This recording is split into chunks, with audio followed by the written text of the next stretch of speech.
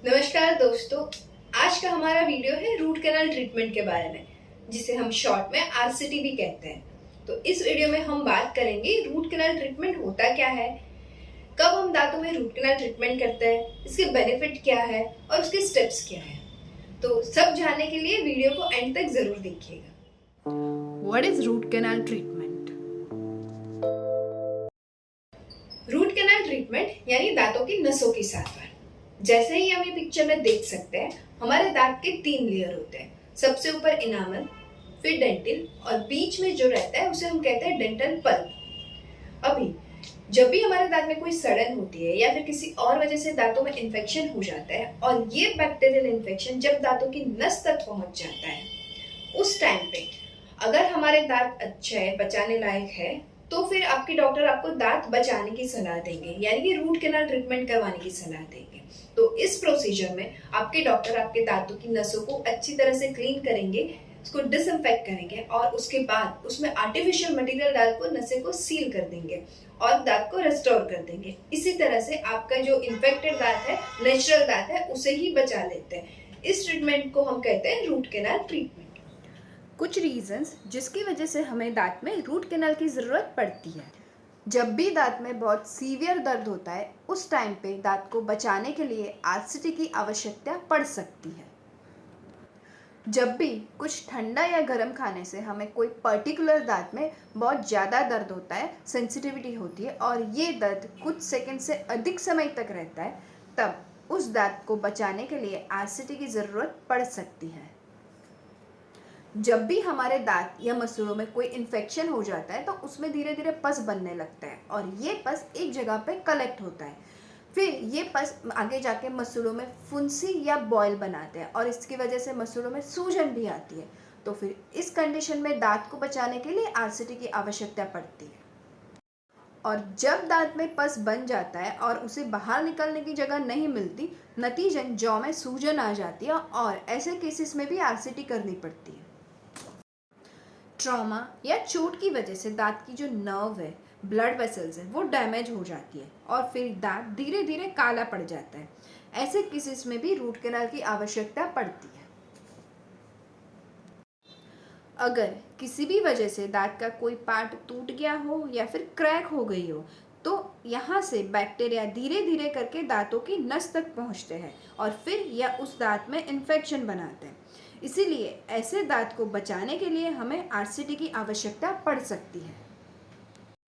कई बार दांत को टच करने से, बाइट करने से या फिर दांत पर प्रेशर देने से दांत में सीवियर दर्द होता है। इसका मतलब ये है कि इस दांत की नर्व्स डैमेज हो गई है, इसीलिए इसको बचाने के लिए हमें आरसीटी की ज़रूरत पड़ती है। जब भी कोई दांत में सड़न हो गई हो और सड़न दांत की नसों तक पहुंच गई हो, तब उस दांत को बचाने के लिए हमें रूट कैनाल ट्रीटमेंट की ज़रूरत पड़ती है। क्या रूट कैनाल ट्रीटमेंट में दर्द होता है?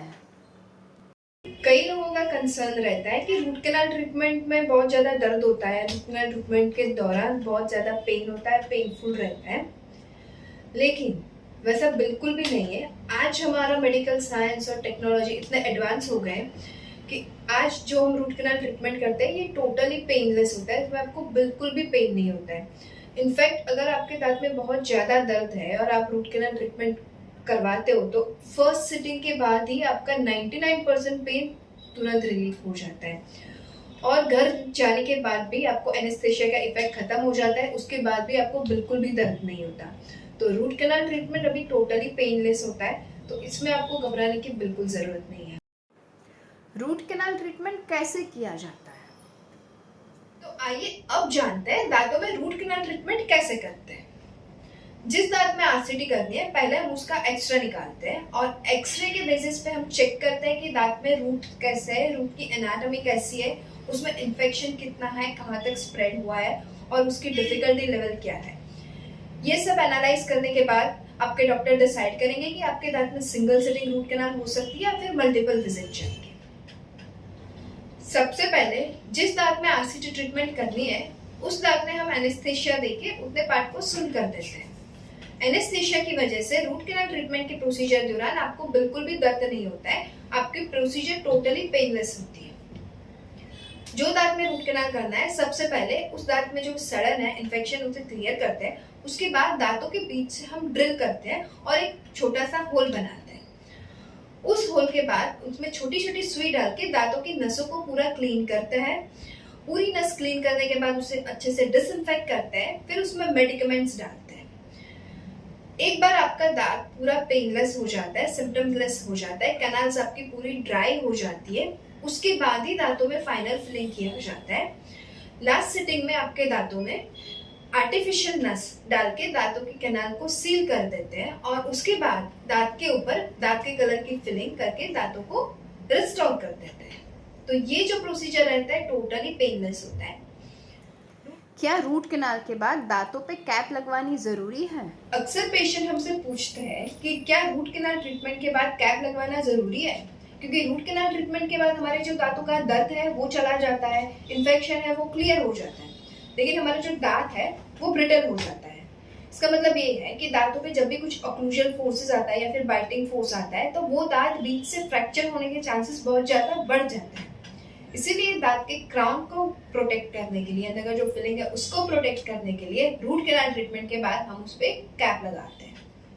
अगर आपको ये वीडियो अच्छा लगा हो तो वीडियो को लाइक जरूर कर दीजिएगा, और अगर आपको कोई भी क्वेश्चन हो या मन में कोई भी सवाल हो तो नीचे कमेंट करके जरूर बताइएगा। धन्यवाद।